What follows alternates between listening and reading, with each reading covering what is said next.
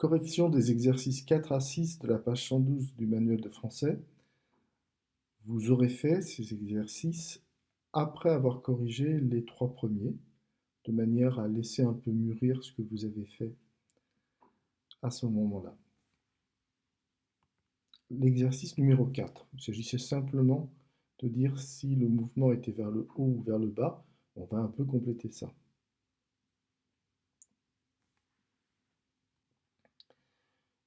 Gravir. On peut gravir une montagne, par exemple, c'est donc un mouvement vers le haut. Nous allons d'abord voir tous les mots qui sont dans cette colonne.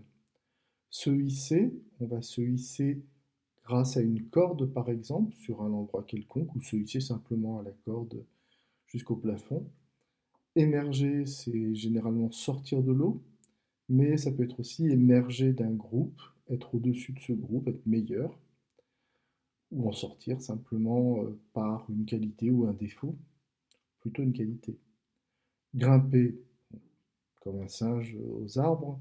Escalader, il s'agit de gravir, de monter sur quelque chose qui est peu aisé à, à gravir, justement. Les mouvements vers le bas, s'affaisser. Une vieille maison peut s'affaisser, c'est-à-dire qu'elle se tasse, elle se baisse sur elle-même. Dégringoler, c'est descendre à toute vitesse et généralement ça n'est pas volontaire. Plonger, c'est un mouvement vers le bas, il s'agit de d'immerger, hein, ce serait dans ce cas-là le contraire d'émerger, c'est-à-dire de mettre dans l'eau ou dans un groupe. S'affaler, c'est une position que certains d'entre vous doivent avoir devant la télévision, le corps tassé sur soi-même, très décontracté, le menton sur la poitrine.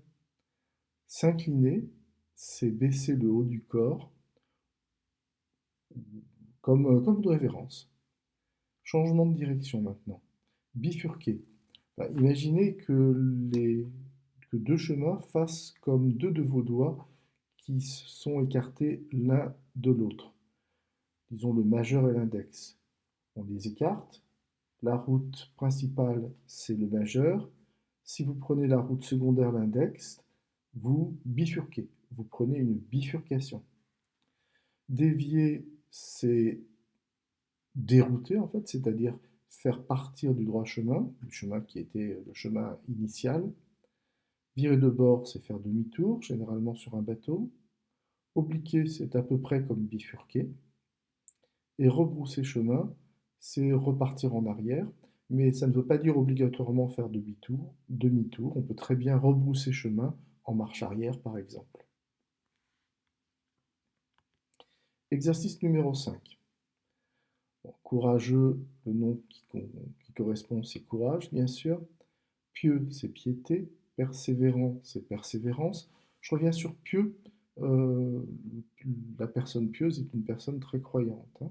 Donc piété, c'est le nom qui correspond. Persévérance, c'est qui continue à faire des efforts, qui continue à agir dans un sens. Persévérance, c'est le nom qui correspond. Fidèle, fidélité. Rusé, ruse. Intrépide, intrépidité, c'est un très grand courage. Brave, bravoure, c'est très proche d'intrépidité, sauf que c'est plus une qualité euh, morale et durable qui appartient au caractère de quelqu'un. L'intrépidité, en revanche, peut être juste ponctuelle. Téméraire, témérité, là c'est un courage excessif. Habile, habileté, euh, c'est clair je suppose. Adroit, adresse. Rapide, rapidité. Fort, force. Agile, agilité.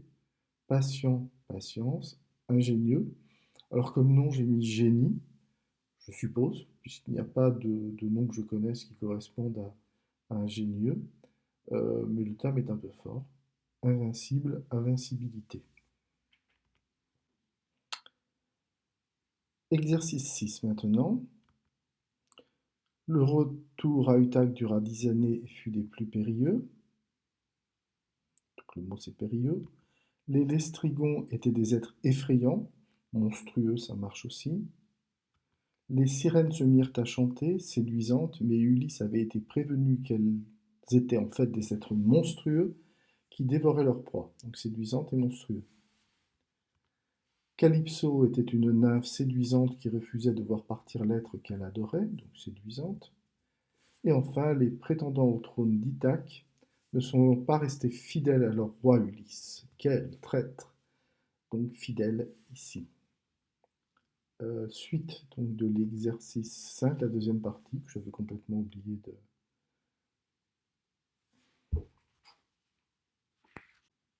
Deuxième partie de l'exercice 5 que j'avais oublié. Il ne recule pas devant les dangers, il est intrépide, ou il est brave, il est téméraire. On ne peut pas le vaincre, il est invincible.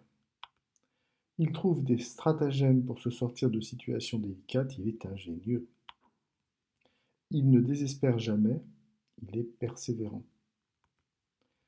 Il est souple et rapide dans ses mouvements, il est agile. Voilà, fin de la correction.